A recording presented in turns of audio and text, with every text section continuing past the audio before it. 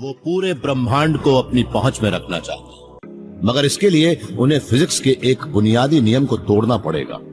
क्या हम लाइट से ज्यादा तेज ट्रैवल कर सकते हैं? इंसान शुरू से ही तारों को देखता रहा है। हजारों साल तक हम यही मानते रहे कि वो भी चांद और सूरज जितने ही करीब हैं, इतने करीब कि हम हाथ बढ़ाकर उन्हें छू सके। मगर अब हम जानते हैं कि हमारा ब्रह्मांड कितना बड़ा है। सबसे करीबी तारा भी हमसे करीब 40,000 करोड़ किलोमीटर दूर है। हमारे पास आज जो सबसे तेज स्पेसक्राफ्ट है वो भी वहां तक 10,000 साल में पहुंच पाएगा।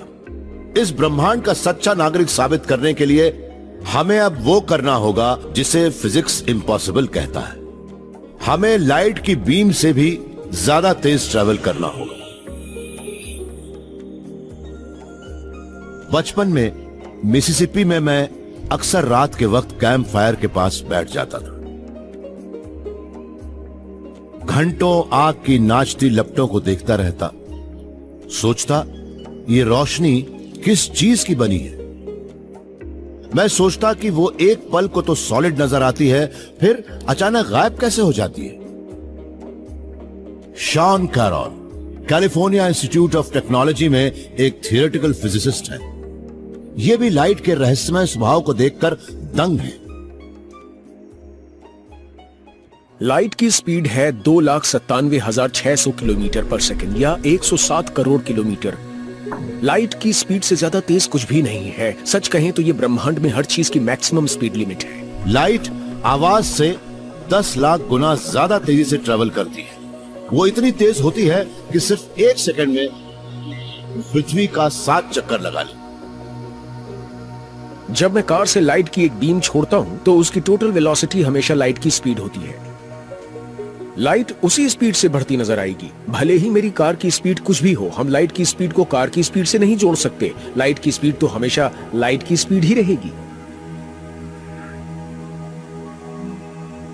लाइट के आगे बढ़ने के इन अनोखे नियमों की वजह से ही एल्बर्ट आइंस्टाइन को ब्रह्मांड के बुनियादी नियम फिर से देखने पड़े थे।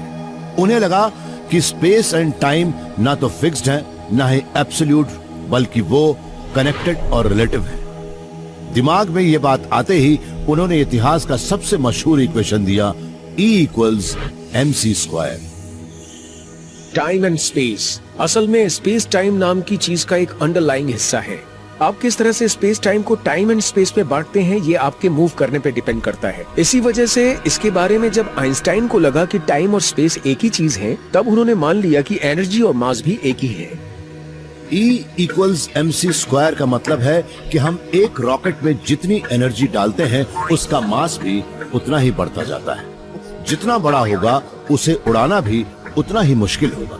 उसे लाइट की स्पीड पर उड़ा पाना तो नामुमकिन है, क्योंकि तब रॉकेट बहुत ही बड़ा हो जाएगा।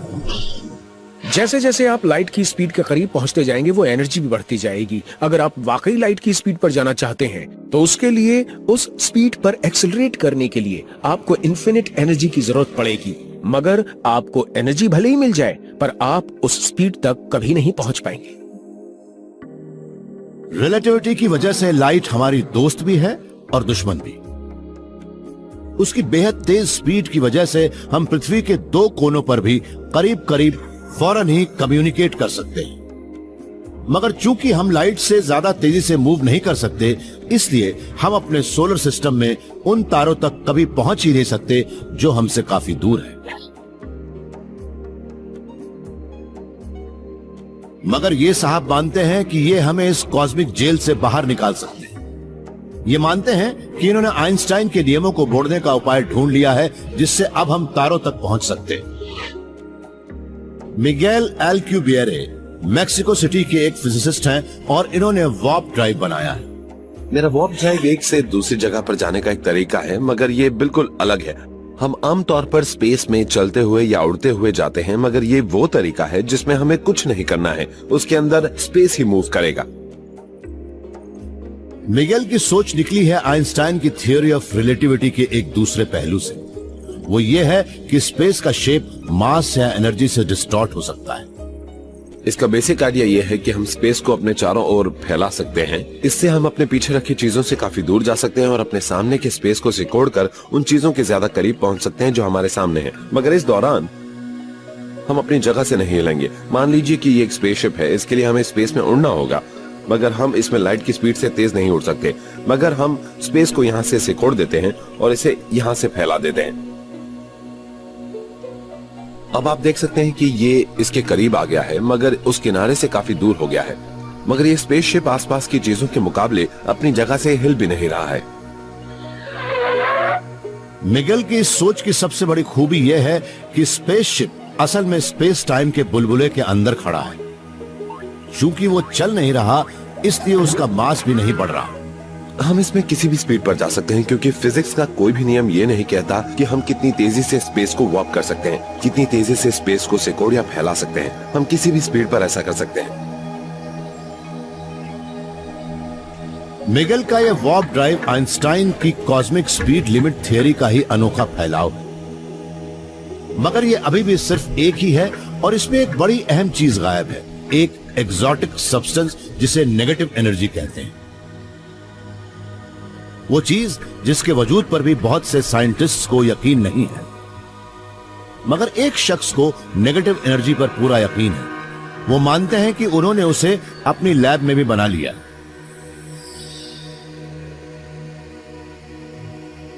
Warp drive. यह बात भले ही साइंस फिक्शन की लगती हो, मगर ब्रह्मांड में स्पेस के एक वॉर्पिंग बबल में सर्फिंग करने के बाद आइंस्टाइन को भी सही लगती। मगर इसमें एक कमी है। एक वॉर्प ड्राइव सिर्फ एक मिस्टीरियस पावर सोर्स से ही काम कर सकता है, नेगेटिव एनर्जी से। आज ज्यादातर हर साइंटिस्ट यही मानते हैं कि यह सिर्फ एक थियोरेटिकल कॉन्सेप्ट है जो साबित नहीं हो सका है।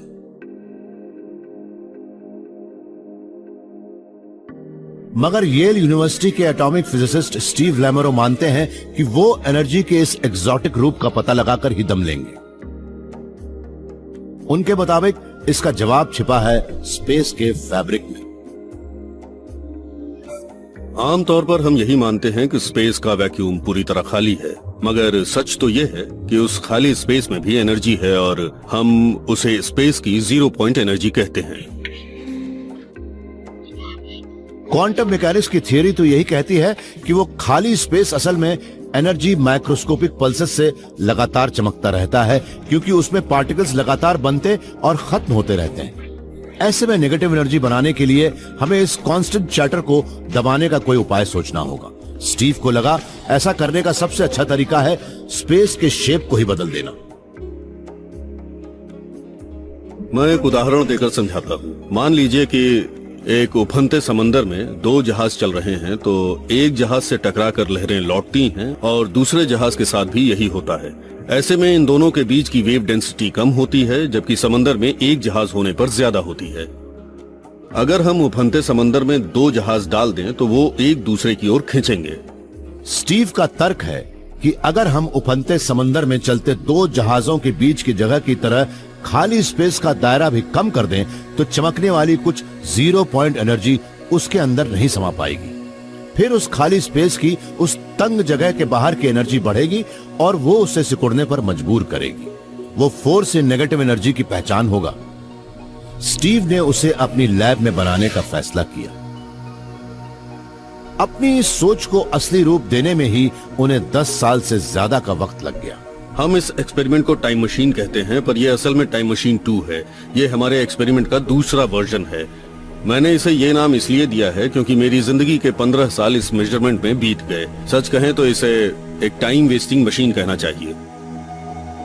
इस वैक्यूम चेंबर के अंदर 2 छोटी छोटी मेटल प्लेट्स लगी हैं, जो इंसान के बाल जितनी चौड़ाई पर एक दूसरे से दूर है। इन्हें इतने करीब रखने के बाद एक दूसरे से दूर रखना बड़ा ही मुश्किल काम था, क्योंकि ये करीब करीब एटॉमिक लेवल पर करना पड़ा।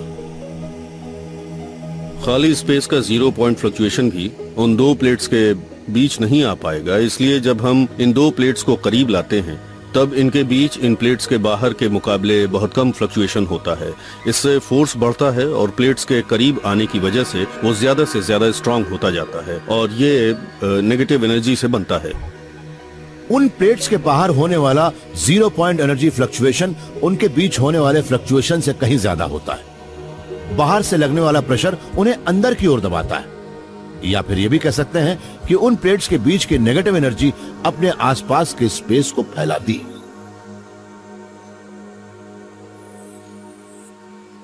स्टीव इतने साल की कड़ी मेहनत के बाद दुनिया के पहले इंसान बन गए हैं जिसने नेगेटिव एनर्जी से पैदा होने वाले फोर्स को मेजर किया है, मगर उन्हें उसकी जो मात्रा मिली है वो बहुत कम है। वो फोर्स पृथ्वी की ग्रेविटेशनल फील्ड में एक रेड ब्लड सेल के वजन के बराबर था। वो बहुत कम था। अगर हम इस तरह की हजारों प्लेट्स ले लें जो हमने अपने एक्सपेरिमेंट में इस्तेमाल की थी, तो हमें एक काफी बड़ा फोर्स मिल सकता है। स्टीव की ये खोज भले ही वार्प ड्राइव की ओर एक छोटा सा कदम हो, पर इससे ये तो साबित हो गया है कि मिगेल अल्कुबेरी की वार्प ड्राइव थियरी फिजिक्स के नियमों को नहीं तोड़ती है। एक वार्प स्पेस के लिए जरूरी और वार्प ड्राइव को चलाने वाली एनर्जी का वजूद तो है, साथ ही उन्होंने एक और चीज के रास्ते भी खोल दिए, एक वर्म होल के, जो स्पेस की फैब्रिक में बनी एक दरार है। अगर एक थियोरेटिकल ऑब्जेक्ट वाकई है तो हो सकता है कि हम उस दरार से एक बार अंदर जाएं और फिर ब्रह्मांड के पार जाकर ही बाहर निकलें। मगर क्या वर्म होल्स वाकई साइंस फिक्शन फैंटेसी से बाहर भी होते हैं? अगर वो हैं तो हमें कैसे पता लगेगा कि वो हमें कहां ले जाने वाले हैं? अब एक फिजिसिस्ट ने इन अनोखे पोर्टल्स में जाने की हिम्मत दिखाई है जो एक वर्म होल के बीच से रास्ता बनाना चाहते हैं। हमने वर्म होल्स के बारे में सुना तो है, ये वो कॉस्मिक शॉर्टकट्स हैं जो एलियन वर्ल्ड्स को हमारे दरवाजे तक ला पहुंचाते हैं, मगर हम उसे कैसे बना सकते हैं? हम उनका इस्तेमाल कैसे कर सकते हैं? एक वर्म होल में सफर करने के लिए एक्सोटिक टेक्नोलॉजी चाहिए और साथ ही एक अनजान इलाके में घुसने की हिम्मत भी। हमारी पृथ्वी पर गलियारों का जाल सा बिछा है। हम अक्सर विशाल पहाड़ों के बीच बनी मजबूत सुरंगों के बीच से आते जाते हैं। हम एक मजबूत सुरंग के अंदर जा रहे हैं। देखकर ही लग रहा है कि ये कंक्रीट और रीइंफोर्स्ड स्टील की बनी है। ये कहीं आने जाने का एक बहुत ही भरोसेमंद रास्ता है। मैं अपनी कार से इसे पार कर सकता हूँ। मुझे ये भी मालूम होगा कि मेरे आसपास क्या हो रहा है। फिजिसिस्ट स्टीफन शू को स्टेबिलिटी और इंस्टेबिलिटी के कॉन्सेप्ट से काफी फैसिनेशन है। बात चाहे स्टॉक मार्केट की हो या रियल एस्टेट वैल्यूज की हो या फिर स्पेस टाइम वर्म होल्स की। जब हम किसी खास सिस्टम को देखते हैं तो हम फिजिक्स के लिहाज से एक बड़ी सी फंडामेंटल प्रॉपर्टी को जरूर देखते हैं कि वो सिस्टम स्टेबल है या नहीं। इसका एक मामूली सा उदाहरण है ये पेन, जो इस तरह से बैलेंस्ड है। अगर ये सही तरीके से बैलेंस्ड है तो कोई परेशानी नहीं होती, लेकिन हल्का सा भी झटका लगता है तो ये बिल्कुल अलग स्थिति में चला जाता है। इसके बाद हमने ये सोचा कि क्या हम एक ऐसा वर्म होल बना सकते हैं जिसमें ऐसी खूबियां हो कि हम उसके बिहेवियर का अंदाजा लगा सके और वो पूरी तरह से स्टेबल भी हो। ये दो ऐसी खूबियां हैं जो एक वर्म होल में होनी ही चाहिए। इन वर्म होल्स को बनाने की शुरुआत भी हुई आइंस्टाइन की थियरी ऑफ रिलेटिविटी से, जिससे पता लगता है कि हम स्पेस को किस तरह से एक फ्लेक्सिबल शीट की तरह आसानी से अपनी मर्जी से मोड़ सकते हैं। आप कागज की एक शीट ले लीजिए और ये मान लीजिए कि आप इसके ऊपर घूम रही इस चींटी जैसे हैं। अगर आपको यहाँ से यहाँ तक जाना हो तो आपको यहाँ से यहाँ तक चलना पड़ेगा, लेकिन अगर इस पेपर को मोड़ दिया जाए तो फिर इसे इसके ऊपर इस तरह से चलना पड़ेगा। लेकिन अगर हम ये मान लें कि इससे एक ट्यूब भी जुड़ी है तो ये चींटी उसके जरिए यहां से यहां तक आसानी से आ सकती है। एक साइंस फिक्शन में तो वर्म होल्स वो रास्ते होते हैं जिनसे कोई स्टारशिप गुजर सकता है, मगर वो 2 डायमेंशनल रेंडरिंग वर्म होल्स के असली आर्किटेक्चर पर अपनी चमक बिखेरते हैं। अब इस 2 डायमेंशनल उदाहरण में हम देख सकते हैं कि इस स्ट्रॉ का मुंह सिर्फ एक गोल मुहाना है, लेकिन क्योंकि हम एक 3 डायमेंशनल दुनिया में रहते हैं इसलिए एक वर्म होल का मुंह शायद एक बुलबुले के इंटीरियर जैसा ही होगा।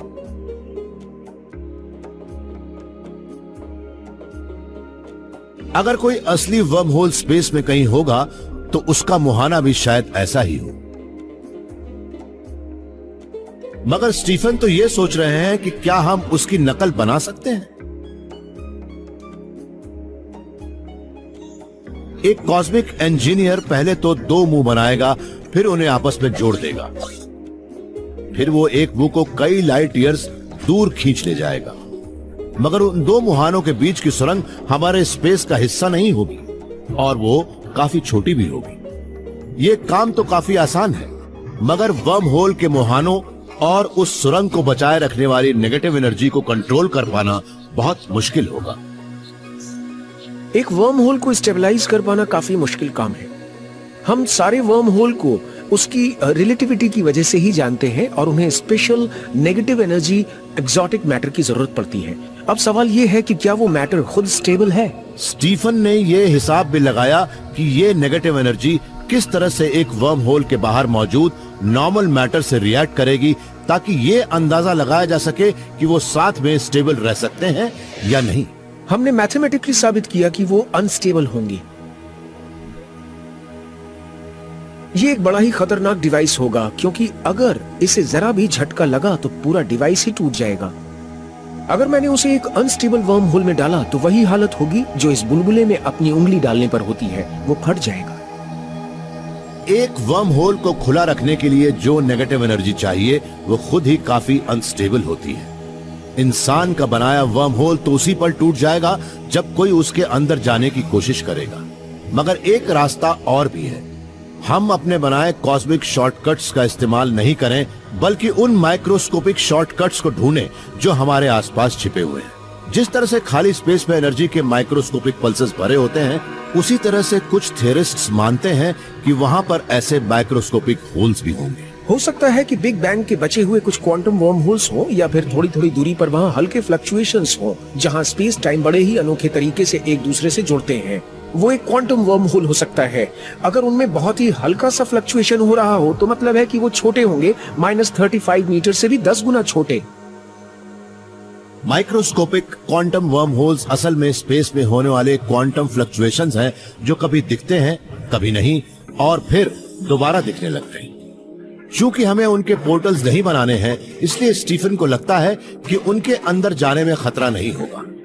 मगर किसी के अंदर जाने से पहले सावधान हो जाएं, क्योंकि एक खतरा है। क्वांटम मैकेनिकल चीजें बड़ी ही फजी होती हैं, वो बड़ी ही रैंडम और अनप्रेडिक्टेबल होती हैं। इसलिए अगर हम किसी क्वांटम वर्म होल के अंदर जाते हैं तो हो सकता है कि हमें तेज झटके लगे और हमें ये भी पता न लग पाए कि हम कहाँ निकले। हम किसी ऐसी सुरंग में तो हरगिज नहीं जाना चाहेंगे जो हमें पैसिफिक ओशन के नीचे ले जाए या किसी पहाड़ की चोटी पर पहुंचा दे। क्वांटम वर्म होल्स के आने का कोई तय समय नहीं होता और मंजिल भी अनजान होती है। हम किसी भी जगह किसी भी वक्त पर पहुंच सकते हैं। एक वर्म होल के अंदर लाइट से तेज स्पीड पर जाना बेहद खतरनाक हो सकता है। हमें खतरों का सामना करने के लिए तैयार रहना होगा, मगर एक सावधान मुसाफिर के लिए एक सुरक्षित तरीका भी हो सकता है। जरा सोचिए, अगर आप यहां से वहां तक बिना चले ही पहुंच जाएं तो? वैसे तो इंसान का तारों तक पहुंचने का पहला सफर अभी काफी दूर है। हमें वर्म होल्स और वार्प ड्राइव्स की टेक्नोलॉजी में माहिर होने में कम से कम 100 साल और लगेंगे। मगर ब्रह्मांड की सैर करने का एक और तरीका है। हम अपने शरीर को इंफॉर्मेशन में बदल सकते हैं और वो इंफॉर्मेशन हम एक से दूसरी जगह पर लाइट की स्पीड से भेज सकते हैं। क्रिस मनरो और स्टीव ओमशेंक यूनिवर्सिटी ऑफ मैरीलैंड में क्वांटम फिजिसिस्ट्स हैं। ये टेलीपोर्टेशन के पायनियर्स हैं।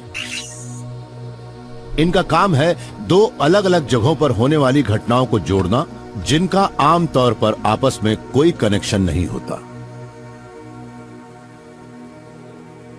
हम एक मामूली सा एक्सपेरिमेंट करने जा रहे हैं इन स्टैंडर्ड कॉइन्स से, जिससे आपको दिखा सके कि अलग अलग कॉइन्स और दो कॉइन्स के बीच रैंडमनेस होती है। चलो शुरू करते हैं। उछालो।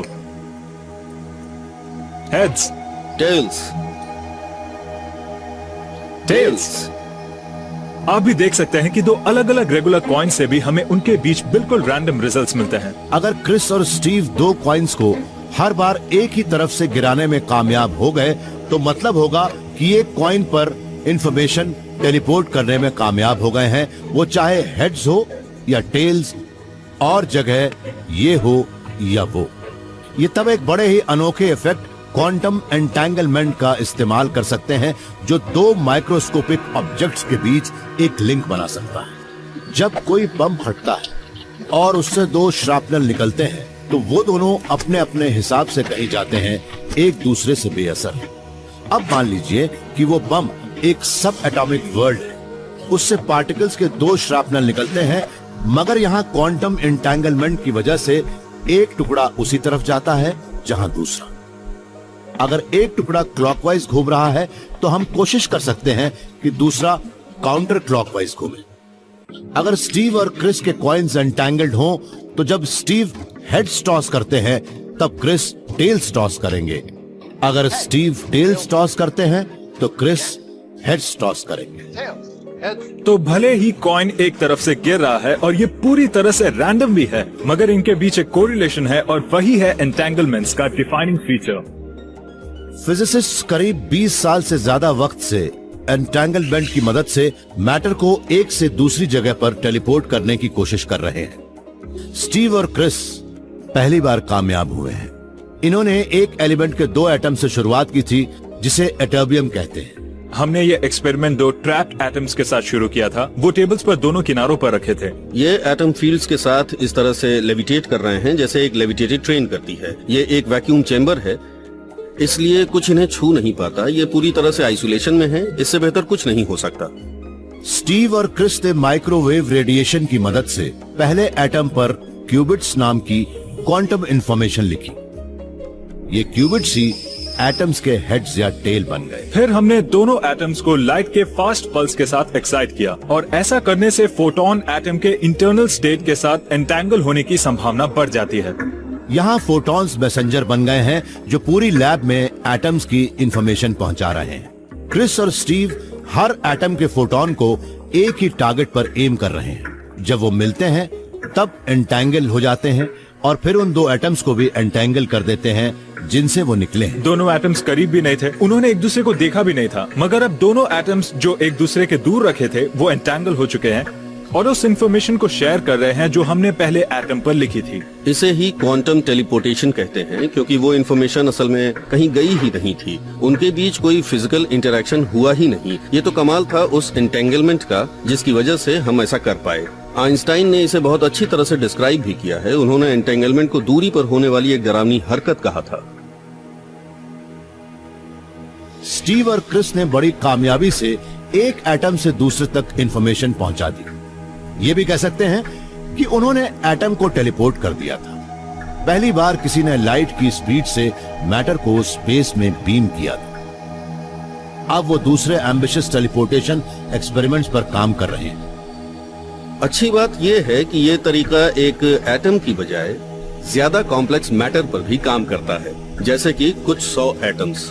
कुछ 100 एटम्स को हम प्रोग्रेस कह सकते हैं, मगर सवाल तो यह है कि क्या हम एक इंसान के अंदर मौजूद सारे 7 लाख करोड़ एटम्स को एक साथ एक से दूसरी जगह तक टेलीपोर्ट कर पाएंगे? क्या ऑर्गेनिक मैटर के एक ढेर से आपकी या मेरी कॉपी बन पाएगी? बहुत मुश्किल काम है। हमारे पास एक चेरी पाई है और ये पाई अपने पर्टिकुलर स्टेट में है। इस पाई के अंदर के एटम्स ज्यादातर कार्बन और ऑर्गेनिक मॉलिक्यूल्स के हैं, मगर वो इस तरह से जुड़े हैं कि हम उन्हें चेरी पाई कहते हैं। बहुत ही सुंदर लग रहा है ये। क्रिस इस चेरी पाई के अंदर के सारे एटम्स को तभी टेलीपोर्ट कर पाएंगे जब उन्हें हर एटम की इंफॉर्मेशन मिल जाए, और तब गंदगी तो फैलेगी ही।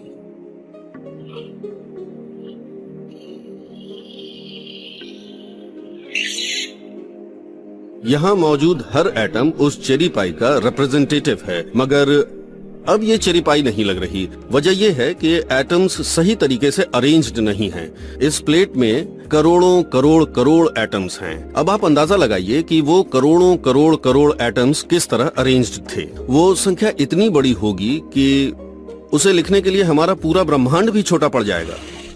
अभी तो हम शायद किसी इंसान को टेलीपोर्ट नहीं कर सकते, मगर स्टीव और क्रिस मानते हैं कि ये अगर मुमकिन हो सका तो उसकी बड़ी वजह क्वांटम एंटेंगलमेंट होगी। क्वांटम मैकेनिक्स को लैब में बार बार वेरीफाई किया जा चुका है, हमारी लैब्स में भी और दूसरी लैब्स में भी। कई दशक से हम बार बार यही साबित कर रहे हैं कि क्वांटम मैकेनिक्स कुदरत का एक एक्यूरेट डिस्क्रिप्शन है।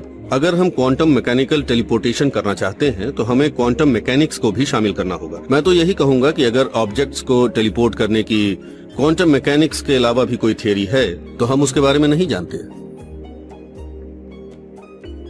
हम आज भी लाइट की बीम की तरह एक से दूसरे तारे तक जाने से काफी दूर हैं।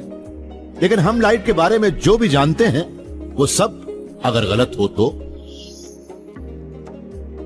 ये साइंटिस्ट तो फिजिक्स के नियमों को ही उल्टा कर रहा है। अगर इनका अंदाजा सही है तो आइंस्टाइन ने दुनिया को जो लाइट की स्पीड दी है वही बदल जाएगी। हम जिस ब्रह्मांड में रहते हैं वहां स्पीड लिमिट है करीब 107 करोड़ किलोमीटर पर आवर। यह बात तो एल्बर्ट आइंस्टाइन ने कही थी। लेकिन अगर आइंस्टाइन ही गलत हो तो जॉन वेब ने कुछ और सोच रखा है। ये ब्रह्मांड के नियमों को फिर से लिखना चाहते हैं और शुरुआत कर रहे हैं बार कोड से। मान लीजिए कि हम एक सुपरमार्केट में जाते हैं और कुछ चीजें खरीदते हैं। जैसे कि ये लेटेस तो हमारा जाना पहचाना है। इस लेटेस पर भी काफी इंफॉर्मेशन लिखी है, सब कुछ इसके पैकेट पर लिखा है। हम ये तो देख सकते हैं कि कुछ लिखा है, मगर वो सब इनकोडेड है और उसे वो लेजर ही पढ़ सकता है जो इसे स्कैन करने वाला है। जब कैशियर इसे स्कैन करता है तब वो लेजर बीम इस काली लाइंस के बीच के सफेद गैप्स को पढ़ती है और हमें इसकी कीमत पता लग जाती है। एक बारकोड के अंदर काफी इंफॉर्मेशन जमा होती है। John university of New South Wales में एक एस्ट्रोफिजिसिस्ट है। ये जिन बारकोड्स को पढ़ते हैं वो लेटेस के किसी पैकेट पर नहीं बने बल्कि दूर की गैलेक्सीज से आने वाली लाइट में छिपे। अगर उन गैलेक्सीज से आने वाली लाइट को एक रेनबो में बांट दिया जाए तो हम देखेंगे कि उसमें कई रंग गायब हैं। इन डार्क बैंड्स को स्पेक्ट्रल लाइंस कहते हैं और ये इंटरस्टेलर गैस के बादलों के कुछ केमिकल एलिमेंट से बनते हैं जो स्टारलाइट की कुछ खास फ्रीक्वेंसीज को एब्जॉर्ब कर लेते हैं। हमें इन स्पेक्ट्रल लाइंस से बहुत कुछ पता लग सकता है। उनकी पोजीशन से हम उन एलिमेंट्स को पहचान सकते हैं जिनकी वो खास फ्रीक्वेंसीज होती हैं। इससे हमें पता लग सकता है कि उसमें हाइड्रोजन, हीलियम या कोई और एलिमेंट है या नहीं। मगर जॉन ने यह भी देखा कि इन स्टारलाइट बारकोड से इन्हें इससे भी ज्यादा अहम बातें पता लग सकती हैं कि तारे किस चीज से बने। इनकी मदद से ब्रह्मांड के एक सबसे फंडामेंटल कांस्टेंट की झलक भी देख सकते थे, इलेक्ट्रोमैग्नेटिक फोर्स की ताकत को। फिजिक्स के मुताबिक हर फोर्स का एक पार्टिकल होता है जो उसे ढोता है। इलेक्ट्रोमैग्नेटिक फोर्स को लाइट या फोटॉन्स ढोते हैं। इलेक्ट्रोमैग्नेटिक फोर्स सारे एटम्स को अपने न्यूक्लियस के ऑर्बिटिंग इलेक्ट्रॉन से टकराकर लौटने वाले सारे फोटॉन्स के कांस्टेंट एक्सचेंज की मदद से जोड़े रखता है। जब लाइट इन इंटरस्टेलर गैस के एटम से होकर गुजरती है तब वो फोटॉन्स के एक्सचेंज में इंटरफेयर करती है और एक इलेक्ट्रॉन को उसके ऑर्बिट से हटा देती है। लेकिन ऐसा तभी होता है जब लाइट में सही एनर्जी हो। इस मिसिंग लाइट के बारकोड से पता लगता है कि इलेक्ट्रोमैग्नेटिक फोर्स कितना स्ट्रांग है। पिछले 10 साल के दौरान टेक्नोलॉजी में गजब के बदलाव आए हैं। अब हम दूर के किसी एस्ट्रोनॉमिक ऑब्जेक्ट्स को इतनी बारीकी से मेजर कर सकते हैं जो पृथ्वी पर पहले कभी नहीं हुआ। इससे हमें शुरुआती ब्रह्मांड की स्टडी करने का मोटिवेशन मिला, क्योंकि अब हम ये मेजर कर सकते हैं कि उस वक्त हालात कैसे थे। हम मेजर कर सकते हैं कि फिजिक्स कैसा था, उस वक्त फिजिक्स के नियम थे या नहीं। अगर थे तो क्या ब्रह्मांड के उन दूर दराज के हिस्सों में भी वैसे ही थे जैसे कि पृथ्वी पर। यह बात बड़ी कमाल की है। फिर जॉन ने गैस के उन चमकते बादलों को ढूंढना शुरू किया जो कई 100 करोड़ किलोमीटर दूर थे। उन्होंने हवाई में लगे केक टेलीस्कोप की मदद से नॉर्दर्न स्काई पर नजरें गड़ा दी, चिले में लगे एक बहुत बड़े टेलीस्कोप से सदर्न स्काई पर।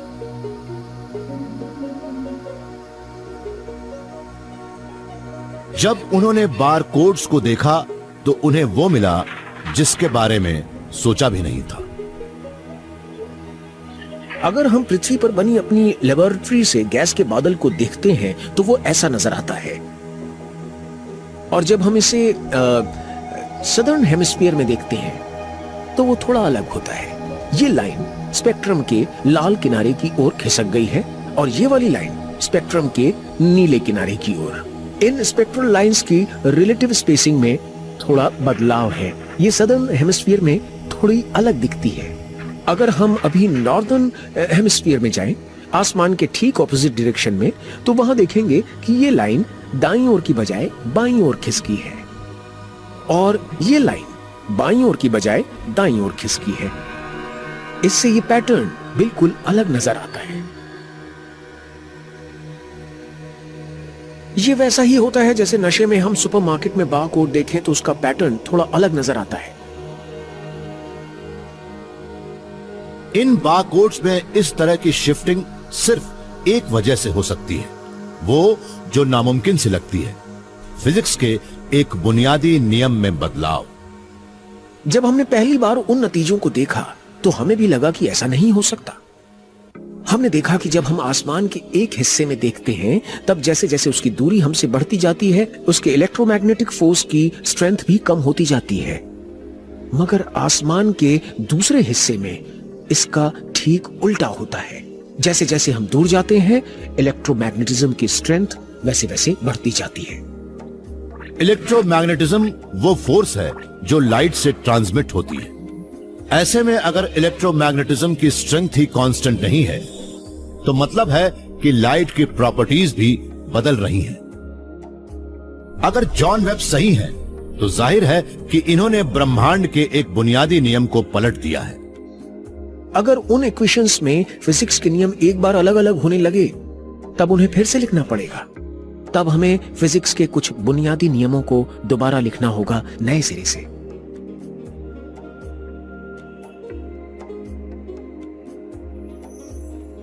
क्या आइंस्टाइन गलत हो सकते हैं? क्या ब्रह्मांड के अलग अलग हिस्सों में लाइट की स्पीड अलग अलग है? दुनिया के दूसरे छोर पर एक कॉस्मोलॉजिस्ट मानते हैं कि हाँ, ये सही है। वो मानते हैं कि लाइट हमारी उम्मीद से कहीं ज्यादा तेजी से मूव कर सकती है और ब्रह्मांड में तारों तक पहुंचने के लिए सुपर हाईवेज भी।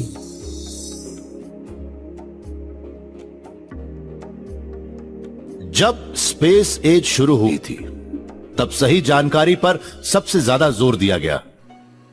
तारों पर जाने वाले पहले इंसानों को भी यही करना पड़ा। वो एक बिल्कुल अनजान जगह पर जा रहे थे और शायद ये पहली बार हुआ कि उनकी स्पीड लाइट से भी ज्यादा तेज थी। थियोरेटिकल फिजिसिस्ट जोआओ मगेजो मानते हैं कि हमारे ब्रह्मांड में कई इलाके ऐसे हैं जहां लाइट से ज्यादा तेज स्पीड पर जाया जा सकता है।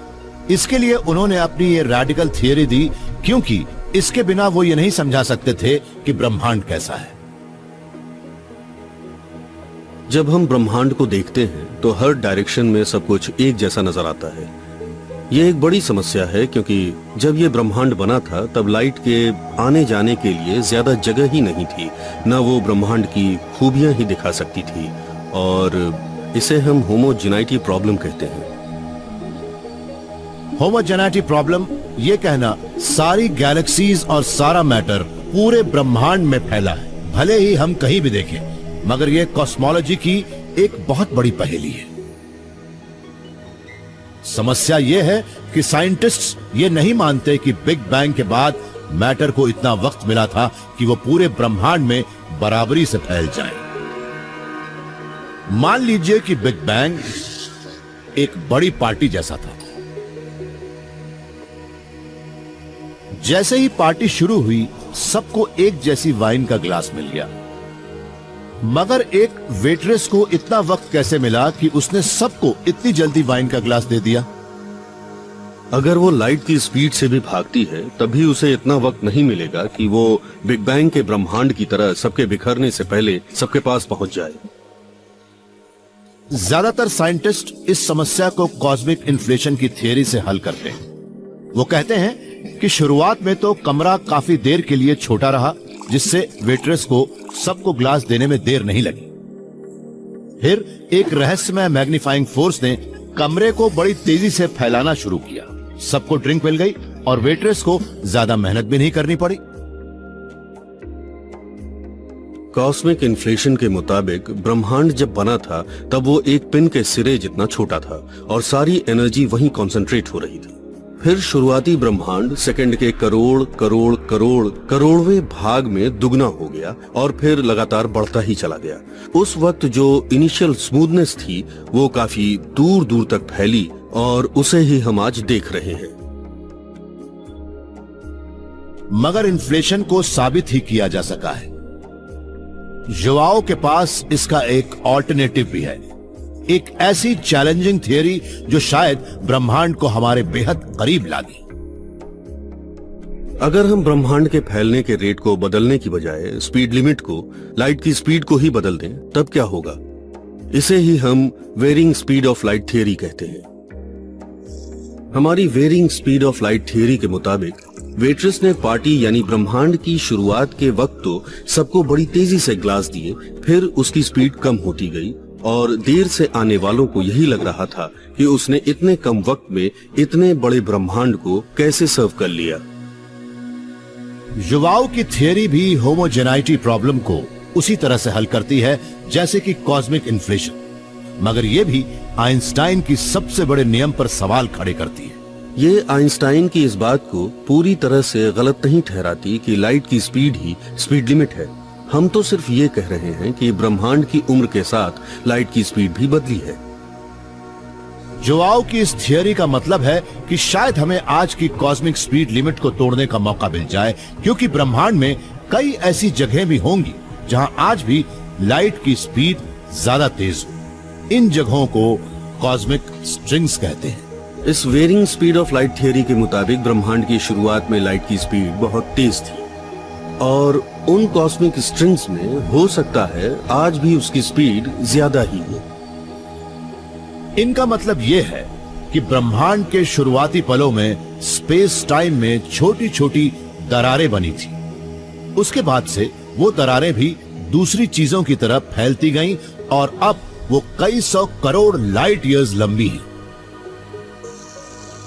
कॉस्मिक स्ट्रिंग्स शायद उन इलाकों में वो हाई स्पीड लाइंस हैं जहां लाइट सिर्फ रेंग सकती थी। आप कॉस्मिक स्ट्रिंग्स को लंदन की अंडरग्राउंड रेल जैसा भी कह सकते हैं। वहां बाहर तो स्पीड लिमिट है, मगर जमीन के नीचे कोई लिमिट नहीं है। कह सकते हैं कि सतह पर तो आइंस्टाइन की लिमिट ही नियम है, मगर जमीन के नीचे कॉस्मिक स्ट्रिंग में स्पीड की कोई लिमिट नहीं है।